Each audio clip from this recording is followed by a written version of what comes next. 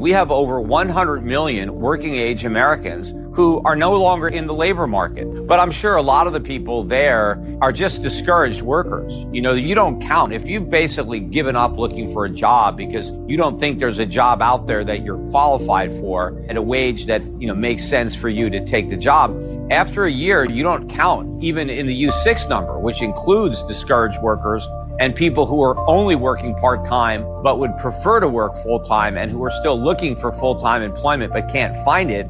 There, the unemployment rate, I think, is closer to 7%. But even that unemployment rate, once you've been discouraged for over a year, you're no longer counted in that number either. So I think if you objectively measured the unemployment rate and included all the people who are not working, but who would be working if they believe they can find a job, or who have settled for a part-time job when they prefer a full-time job, I'm sure the actual unemployment rate is in the double digits. The savings rate, again, is 2.3%. That's the most recent number that was released last week by the government. We haven't had savings that low since 2005. But one of the reasons that Americans weren't saving in 2005 is because they had so much home equity. They were just getting rich off the real estate. That was the peak of the real estate bubble. But right now, Americans are losing their home equity. Real estate prices are now falling. But what's more problematic is real wages are falling because the cost of living is going up and credit card debt has exploded. So if Americans really had all this savings, credit card debt wouldn't be skyrocketing. The reason credit card debt is going up so much is because people don't have savings. They can't afford to buy things. They have to borrow the money. But more of the money that they're borrowing is being spent on food. It's being spent on electricity, on gas. I mean, look at all the big retailers that are reporting that their customers are spending more money on food and less money on everything else because food is so expensive. The credit card situation is scary. It's a sickening feeling to see those cards run up, and the people who run it up, the vast majority of people, I think, who have enormous credit card debt are buying things they do need, and they'd rather not have it on credit, but they don't have the cash. It's stomach churning to see the bills run up and to see the interest rates go up, and the interest rates go up and up and up. And I can only imagine it would make people feel kind of angry at the Fed for, every time they raise one of these rates, you owe more. Yeah, you're looking at credit card rates now that are about 20%. And that is a huge amount of interest to pay.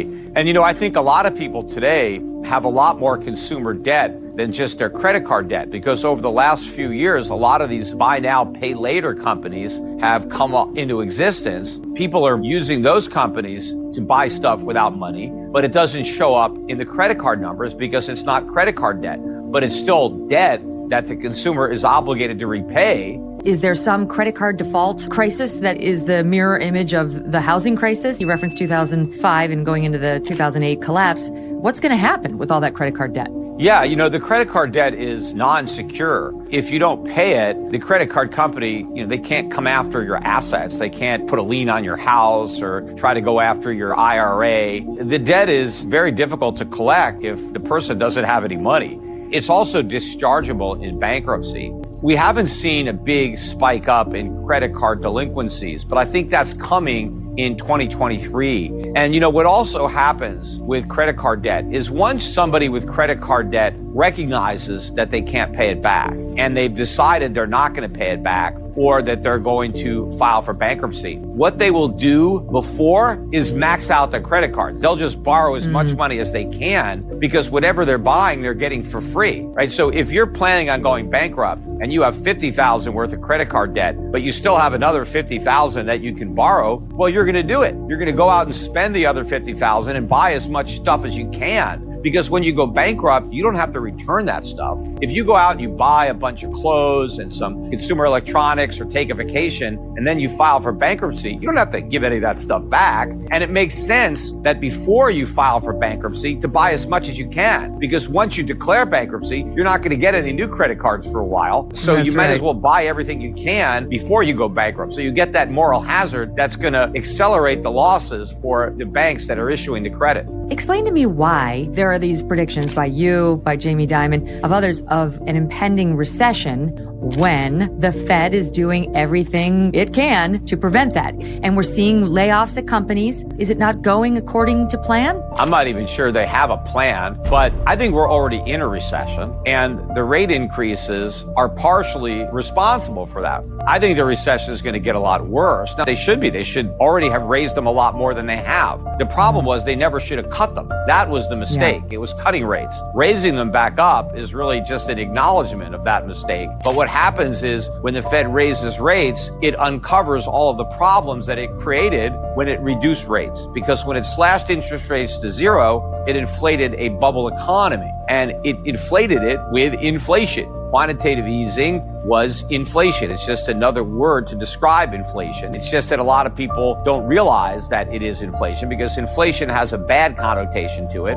Quantitative easing doesn't sound as bad. If the Fed said our policy is to create inflation, the public would have said, wait a minute, I don't want inflation. So if they say, well, our policy is quantitative easing, then you don't have as many people critical of the policy. But we're now experiencing the consequences of that inflation, rising prices, and prices still have a long way to go. And that's one of the reasons I think that the recession is going to get a lot worse, because more consumer income is going to be diverted to necessities like food, energy, rent, insurance, things like that. And interest rates are going to have to keep rising. That's also going to take a lot of purchasing power out of the economy because people have to service their debt. And if you're spending money paying interest on the money you borrowed to buy stuff in the past, you have less money left over to buy stuff in the present and in the future. And that's what helps bring about a more severe recession. Most people's stock portfolios are going to continue to fall. Most people who own stocks, unfortunately, own the most overvalued stocks.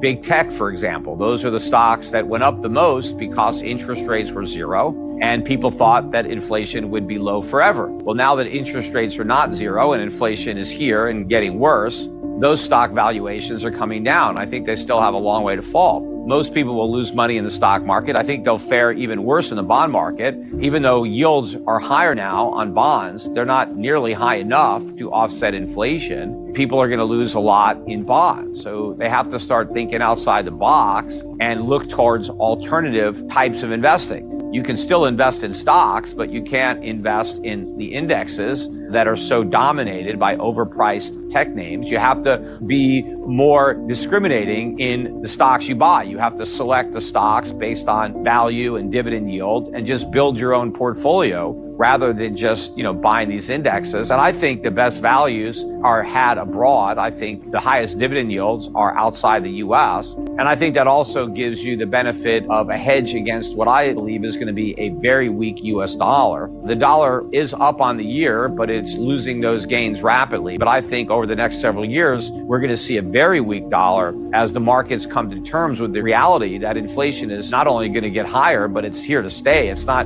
going back down to 2%.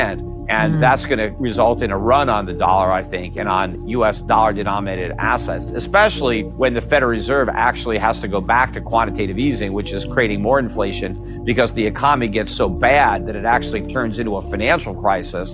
And now the Fed is under a lot of pressure to try to stimulate the economy. But the only way it can do that is by creating even more inflation. Just to point to the jobs that are being lost, the jobs that we're creating are part-time jobs with low pay and no benefits. So it's not even trade-off when you look at the jobs we're losing and the jobs that are being created to replace those lost jobs. But I think this is just early in the layoffs. I think the layoffs are going to be very widespread. And in fact, some companies are going to be laying off 100% of their workforce because they're going to be going bankrupt. But a lot of companies are going to be laying off a lot of workers to avoid going bankrupt because they have to start cutting their costs. And one of the costs that they can cut is labor. When you cut your labor, you have to eliminate employees. And the reason for this is that companies' real sales are going down because their customers are broke, so they can't afford to buy as many products. And so the companies selling those products or services don't need as many workers to help provide those goods and services. And employers are looking at higher interest rates if they've borrowed money, which a lot of employers have borrowed money to buy capital equipment that they might need. Their rent might be going up. Their office space and their other raw material costs are rising. And so they have to figure out how to get by, because businesses need to generate a profit, because that's the way the owners of the business make money off the business. If they don't have a profit, they have to figure out how to create one, or they're going to go out of business. And so one way would be to scale back the size of the business, and that means reducing your headcount. And that's going to go on across the economy. And of course, there are a lot of companies that never should have been created in the first place, that only were created as a consequence of monetary policy, of cheap money and the casino-like environment that the Fed created in the stock market. You have a lot of companies that have never made any money, but they have a lot of employees. Well, they were selling stocks to investors, and they were using that money to pay their workers. But if the appetite for shares of money-losing companies is no longer there, a lot of these companies aren't going to be able to stay in business. And to the extent that they can stay in business, it will only be if they can dramatically downsize their operations and start generating a profit. And that probably means they have to eliminate most of their workforce. They have to go down. People buy homes. The vast majority of Americans who buy homes use a mortgage. They don't have the money to buy a house. They don't even have the money for a down payment. The average down payment has been, I think, 5% now. It used to be 20%, but people don't have the savings to put down 20%. They're borrowing the money. So the most important factor in home affordability isn't the price of the house, but the mortgage rate. And mortgage rates a year ago were in the low 3s. Now they're almost 7. You've had a doubling in the interest on a mortgage. And that dramatically reduces how much somebody can pay for a house. And so home prices are going to have to fall sharply, because that's the only way anybody can afford to buy them.